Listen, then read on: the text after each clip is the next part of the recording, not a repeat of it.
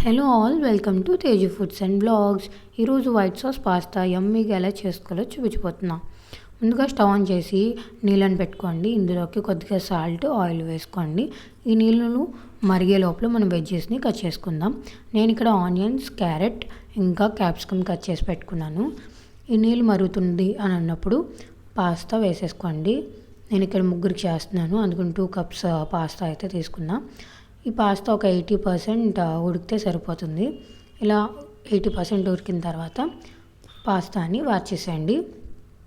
వార్చిన తర్వాత పాస్తా వేడివేడిగా ఉంటుంది కాబట్టి ఒకదానికొకటి అంటుకుంటాయి.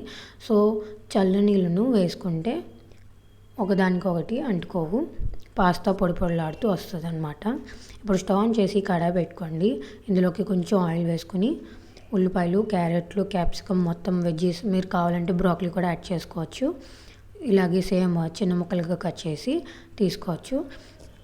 ఈ వెజ్జెస్ బాగా ఉడికేలాగా ఉడికించుకోండి. కొద్దిగా వాటర్ వేసుకుని మూత పెట్టి బాగా ఉడికించుకోండి. ఇప్పుడు వైట్ సాస్ పాస్తాకి వైట్ సాస్ ఎలా ప్రిపేర్ చేయాలో చూపించబోతున్నాను.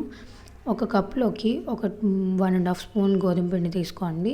ఇందులోకి కొంచెం పాలు వేసుకుని లంప్స్ లేకుండా, ఉండలు లేకుండా బాగా కలుపుకోండి. నేను ఇక్కడ 2 గ్లాస్ మిల్క్ తీసుకున్నాను. మొత్తం పాలను ఒకేసారి వేసి కలుపుకోకూడదు. ఫస్ట్ నేను ఒక గ్లాస్ మిల్క్ వేసి వైట్ సాస్ అయితే ప్రిపేర్ చేశాను. తర్వాత ఇంకొక గ్లాస్ యాడ్ చేస్తాను. ఇలా వెజ్జెస్ ఉడికిన తర్వాత ఇందులోకి రుచికి సరిపడా ఉప్పు ఇంకా 1 టేబుల్ స్పూన్ మిరియాల పొడి వేసుకొని బాగా కలిసేటట్టు కలుపుకొని ఒక 2 మినిట్స్ ఫ్రై చేసుకోండి. ఫ్రై చేసుకున్న తర్వాత ఇందులోకి ముందుగా మనం వైట్ సాస్ ప్రిపేర్ చేసాం కదా, ఆ వైట్ సాస్ వేసేసి కలపాలి. ఇప్పుడు ఈ వైట్ సాస్ బాగా చిక్కపడేలాగా మనం ఫ్రై చేసుకోవాలి. ఒక 2 మినిట్స్ అలా ఫ్రై చేసుకుంటే ఇలా చిక్కపడుతుంది.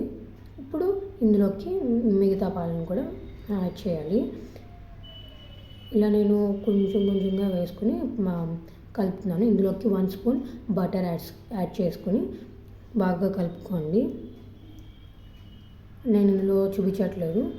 సో ఇప్పుడు ఇలా వైట్ సాస్ పూర్తిగా ప్రిపేర్ అయిన తర్వాత పాస్తాని వేసేసి బాగా కలిసేటట్టు కలుపుకోండి. ఉప్పు, మిరియాల పొడి అన్నీ కరెక్ట్గా సరిపోయినాయో లేదో చూసుకోండి. అంతే, ఒక 2 మినిట్స్ ఫ్రై చేసుకుని స్టవ్ ఆఫ్ చేసి సర్వ్ చేసేసుకోవడమే. White sauce pasta ready.